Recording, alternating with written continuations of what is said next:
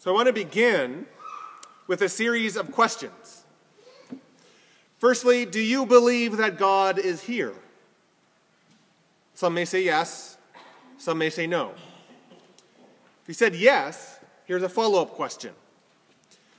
Do you believe that God is with you in the intricacy of your life? Not just this omnipresent force, but actually with you.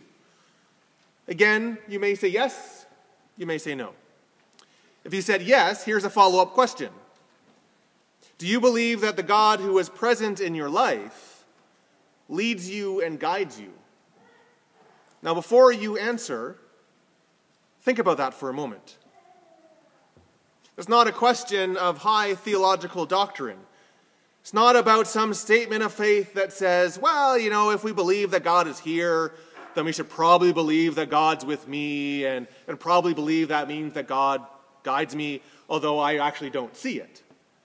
It's not what we're asking. It's easy to say that, though. It's easy to say that, yes, I believe that God guides us, but then live our lives according to the Frank Sinatra classic, in the end, I did it all my way. No, to believe that God is here, not in an omnipresent God is everywhere kind of way, but to believe that God is fully here with us and engaged in our lives, is to believe that God attempts to direct us along pathways which lead to deeper blessings and to a richer faith. It is to believe that God has a desire for our lives and wishes to guide us to the places where we are led into the fullness of life that he holds out.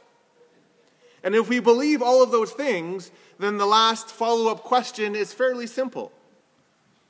Do we follow? That's the dynamic that we see in our reading from Isaiah this morning.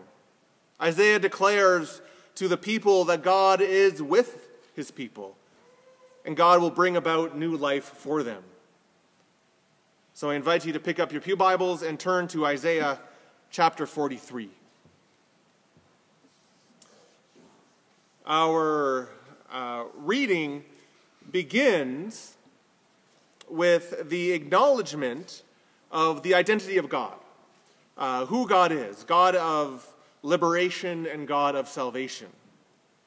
For Israel to hear the good news of their coming freedom, that God would come in salvation for his people, in order to hear that, they had to remember the very identity of God, who God was.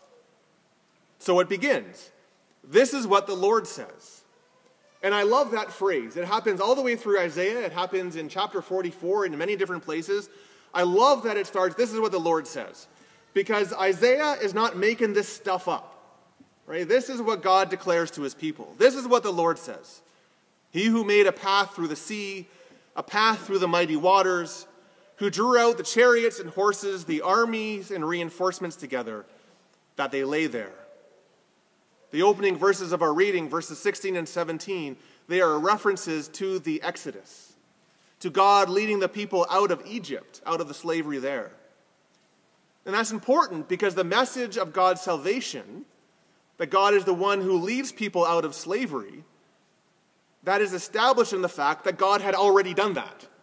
That was a big part of their understanding of who God was. They had experienced just that. The flight from Egypt, the whole second book of the Bible, the book of Exodus, was the defining moment of Israel's understanding of who they were as the people of God and who God was for them. So God reaffirms God's own identity for them. This is what the Lord says. I'm not the one who's abandoned you. I'm the one who dwells with you. I'm the one who leads you from slavery to freedom. Rehearsing the dynamics of our faith, the dynamic stories of our faith, helps us reaffirm the presence of God with us in this moment. And we can do it individually, we can do it as a family, or we can do it as a church body. I remember one conversation I had with my family, with my parents. All of us were sitting, this is before we all kind of moved to the different quadrants of Western Canada. And we sat down and we traced our life based on the successive houses that we had lived in. And it was very interesting that my parents were able to trace everything about, not just their life, but their life of faith. And for my father, it was about coming to faith and then receiving his own call to ministry. They were able to trace all of that to one house. If they got house A and not house B, then life would be completely different. Because house B meant that they worked in this place and they met this person and then they moved here and then it was this and then this opportunity opened up and then they moved here and then eventually, ta-da, my dad's a Christian and all this kind of stuff. But if that house never happened, who knows where life would have gone. It's interesting to see how God guided. I've recently had the realization that my own postings in ministry, the different places that I have served, including this one, has been as much about Alicia and her work as it has been about me and mine. It's not just God guiding me with faithful wife in tow. As much as I would love that would happen, no. It's about us as a family. God is guiding us. What about you? What are the places in your past where now looking back you can see that God has moved? What about us as a church? What about our past? How has God led us through difficult times, difficult decisions? I'm sure we could easily mention this or that. We can mention the amalgamation, this person joining the community, that person doing so-and-so.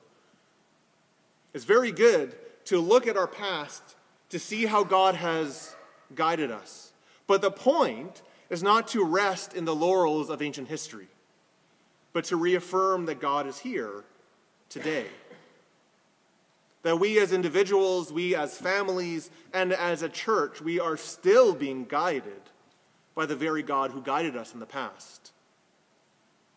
It's very interesting that God begins our reading by prompting Israel to think about their exodus, their past, the grand moment of their faith.